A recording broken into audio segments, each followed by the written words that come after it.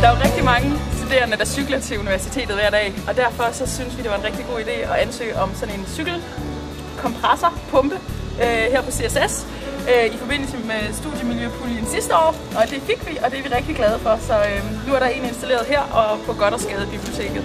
Ja, det er jo sundt, grønt og billigt at cykle, og det her det gør det endnu lettere.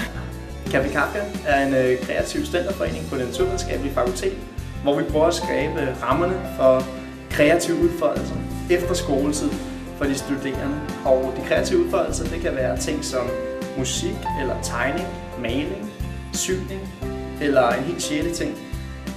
Og det er 100% studenterstyret. Vi har valgt at søge studiemiljøpuljen til de forskellige objekter, vi bruger til Café Kafka.